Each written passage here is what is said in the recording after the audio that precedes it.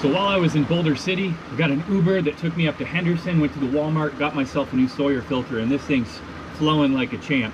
And it's a good thing too, I've got a lot of water to filter. I'm gonna fill up with my max capacity here. I'm gonna take at least 8 liters with me. I'm gonna be walking 2 full days on ridgelines like that one behind me there. It's not gonna be any water, so I need to take everything I can handle for that.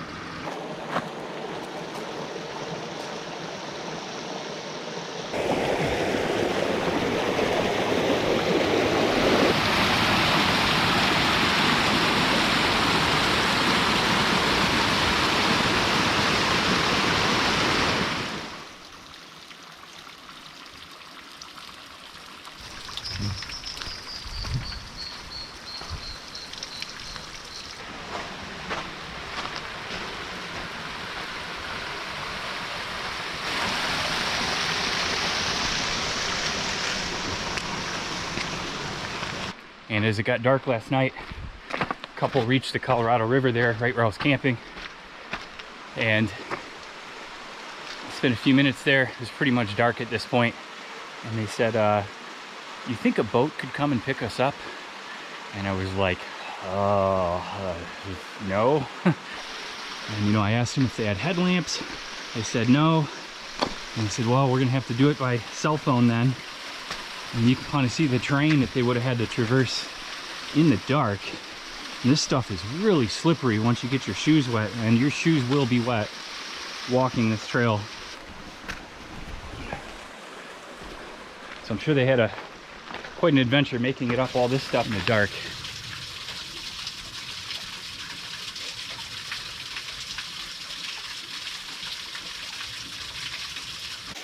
Oh man, stuff is just so slippery once your feet get wet. And mine are wet. Whoa.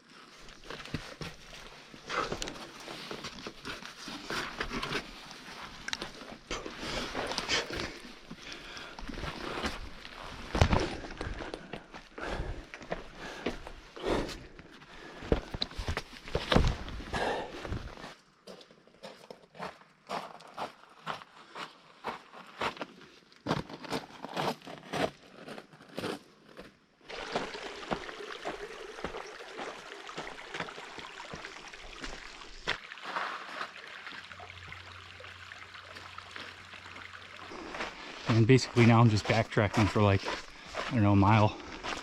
I get to another side canyon, which I'm going to take that, and it will allow me to gain the ridge and continue on my southerly trajectory.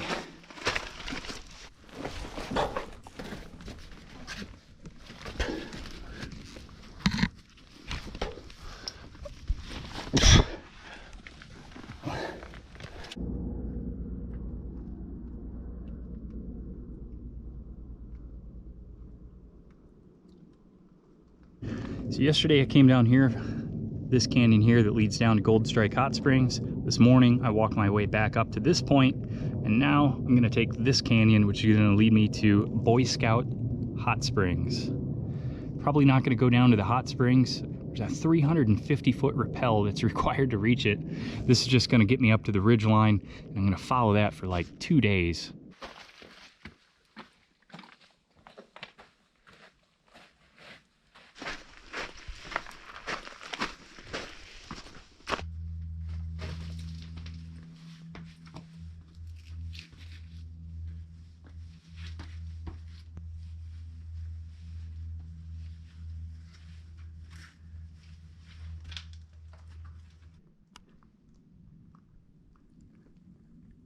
I'm gonna drop down here, get down to that wash, follow that for a little bit.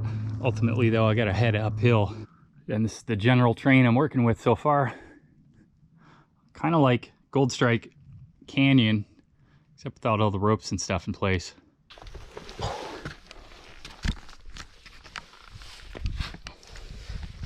This stuff is slick. she's slick, boy.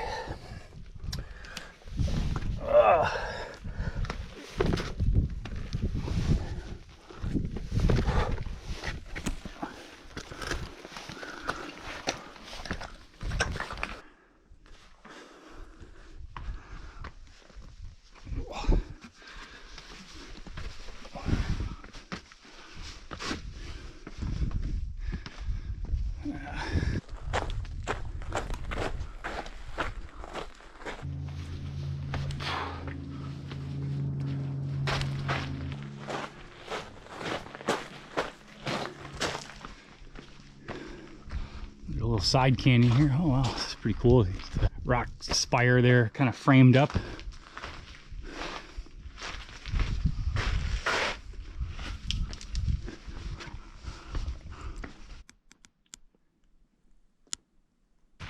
Really digging this canyon so far. You tell it doesn't get a lot of use. I mean, you know, like pretty much zero. It's not looking the easiest route, but looks can be deceiving. Sometimes you just gotta start working your way up these things, and then you'd be surprised they just end up being passable. Oh wow, little pothole of water down there. Really haven't seen much like that on this trip yet. Huh.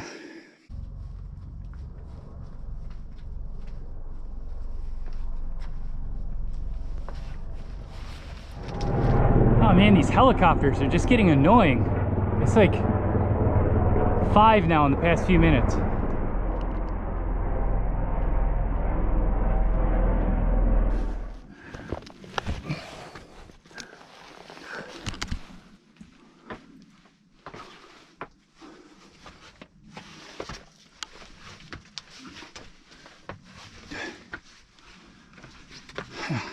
Another pretty big pothole there. That's the kind you can almost be certain that there's some dead animals in. You can just kind of see the way the edges are. You know, if something fell in, there's just no way it would get out.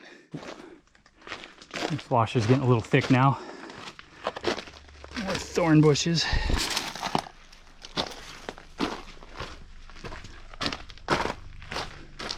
And here's yet another pool of water. You know, I would filter that if I needed it, if I didn't have 8 liters on my back.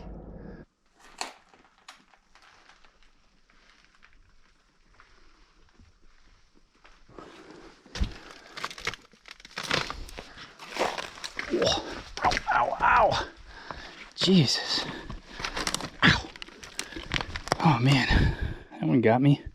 Another pour off there. That one was a bit of a challenge to climb up. Definitely with the backpack on. And then you walk 20 feet. And then there's another one. But I'm almost at the top of this little thing. These are decent footholds on this one. The angle of it's not quite vertical. Footholds, but where's the handholds?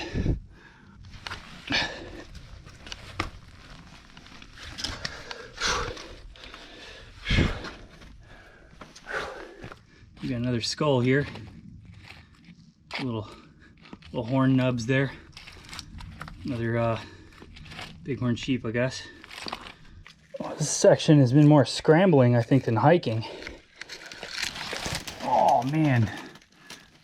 I'm not gonna want to come down this one, that's for sure. Oh god. I didn't have this camera in the front of my... Oh, there's that little tree, my little shrub there. Oh man, if I didn't have this camera in the front of me, I'd hug these walls a little closer. Oh yeah, there's a good handhold right there. Okay, okay, come on. Oh man, this pack's just heavy. Too heavy to be doing this climbing. Good handholds. Better than the footholds at the moment. All right. Yeah. All right. Here's a look at the series of pour-offs I just climbed up through this canyon.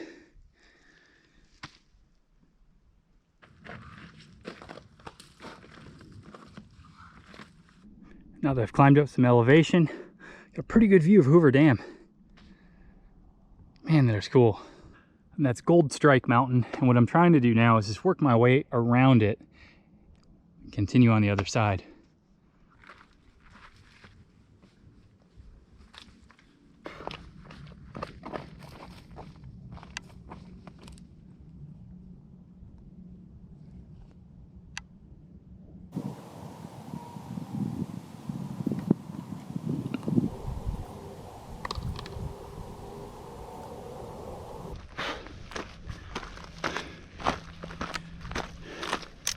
Now that I've rounded Gold Strike Mountain, I'm gonna have to drop down to this canyon here, follow this for a little bit, and then I'm gonna gain the ridge at some point over there, and then I'll be up high for quite a while.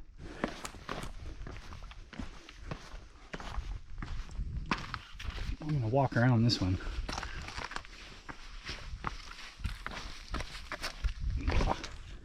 I'm dropping down into this canyon now. Just kind of back into the same set of obstacles I was dealing with for a while most of this morning. Kind of looking forward to getting up on that ridge, just staying up there. Yeah, we got 25, 30 foot here. Got my route down here though. Nice little cave too. Half cave. Right.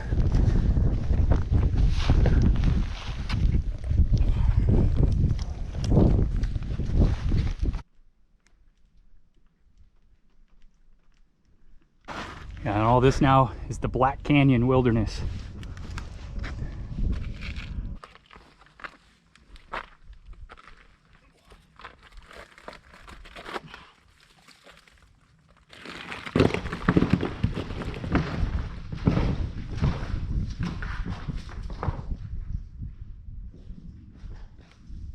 Gotta watch those handholds.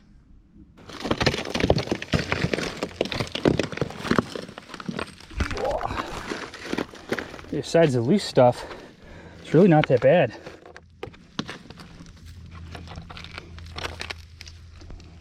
Besides the stuff that sucks, it's actually pretty good. Guess I could have phrased that better.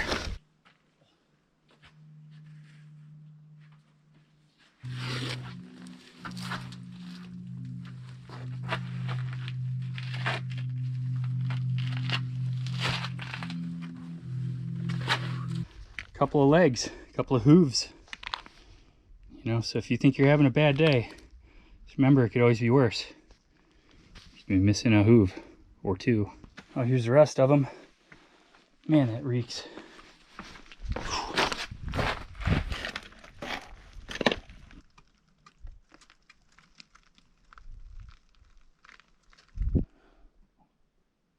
No, this one doesn't really have any easy way to climb down it. It's basically just a slide.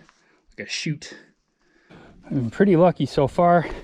Anytime I've hit a pour off that just didn't really want to climb down or slide down, there's been some sort of alternate route to kind of bypass it.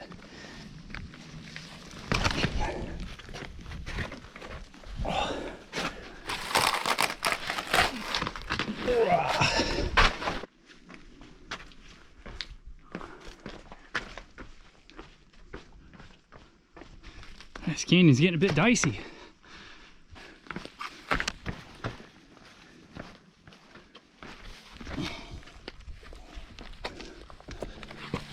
Just had a little slip and fall accident back there. I fell backwards on a rock that moved out from underneath my feet. Fell backwards and kind of whacked my elbow like directly on a big boulder.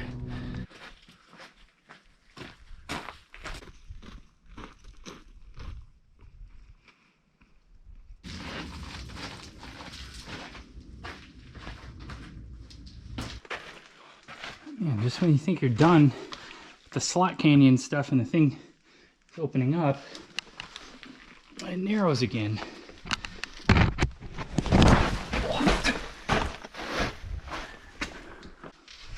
Oh. Pretty cool though, geez.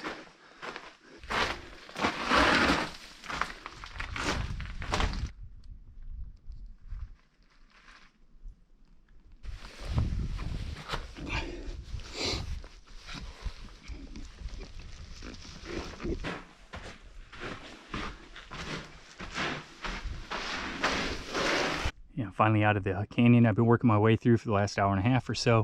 Now I'm in this wash. If I go this way, it's going to lead me to a 350-foot pour-off. So we're going to go this way.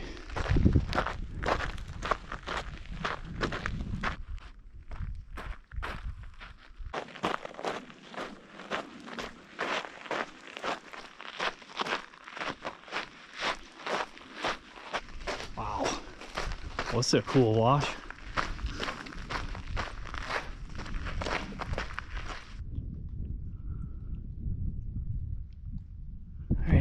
Now I'm leaving this wash behind, and it's time to start climbing up again. The wash was easy walking for maybe about a mile, but, you know, now I'm off trail again and climbing.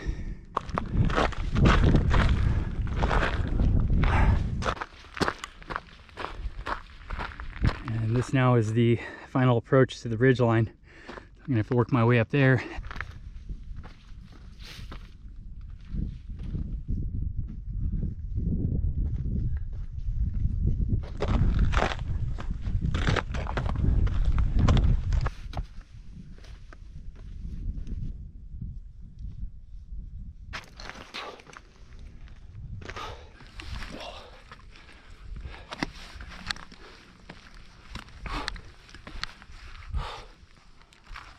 Right, pretty much the top of the ridgeline. Honestly, I'm gonna keep climbing and climbing.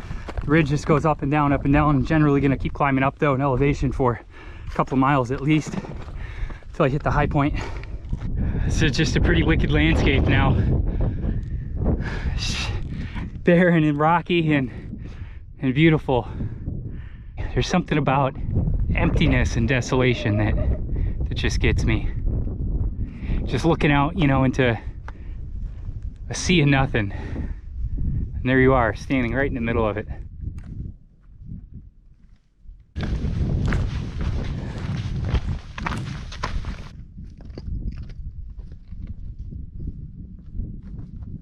Yeah, and down here in the canyon is the Colorado River, and you can't quite see it. But when I say that this route is basically paralleling the Colorado River, this is essentially what I mean. I'm going to be up here on these mountain ranges, at best, looking down on it. I probably won't see it. And if you look over here, there's a 4x4 road. It's not going to get me too far, maybe a mile, but I'm definitely going to follow it. No way. No way. Look at this view. That's incredible. The Colorado River down there. It's just like having the Grand Canyon to yourself. Man, this is so cool.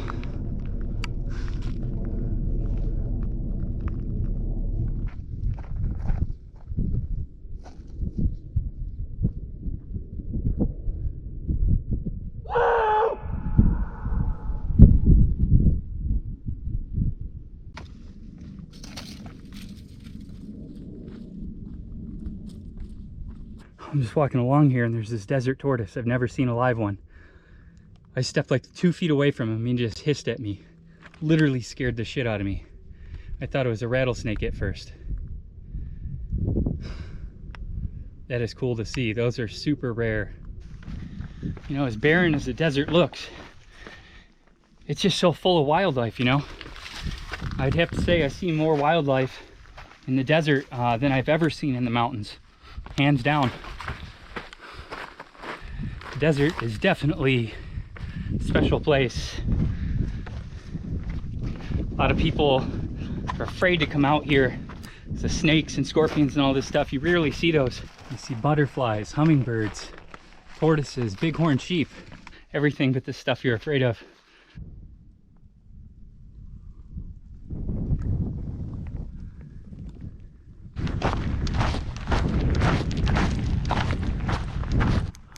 And look what we got here. Abandoned four-wheeler. Quick, destroy the evidence. Set her on fire. Let's take this thing for a spin. Whew. Or not. Good thing I got my tetanus shot before the CDT.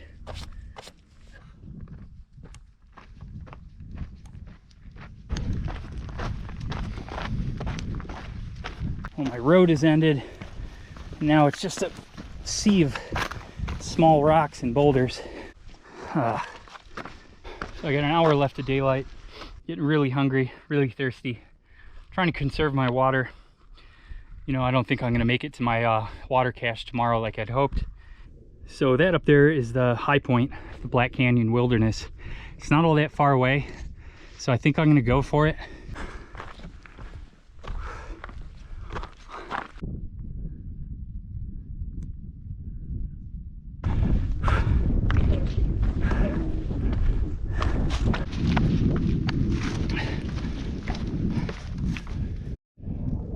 Here we are on the summit. Don't really have a lot of time to spend up here. Really got to work my way down. And as you can see, the ridgeline I want to take is a little bit dicier than probably the way I came up. Man, what an awesome view. Place to be at sunset, you know. Although it's steeper on the way down, the good news is it's an overall shorter distance. And even better news, looks like a road there. So, you know, I should have some sort of spot right along the road to camp for the night. The train really cleared out now. This is perfect. Now I can just run my way down and hopefully get down there before the sun sets. Well, technically it already set, but you know, before daylight fades into complete darkness.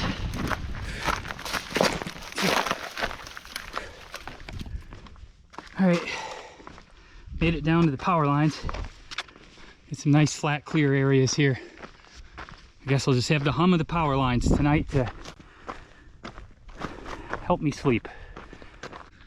Probably be a pretty nice view in the morning. I mean, besides the power lines and stuff, but yeah, it's amazing how things work out. You know, they say the trail provides, and I think that couldn't be further from the truth.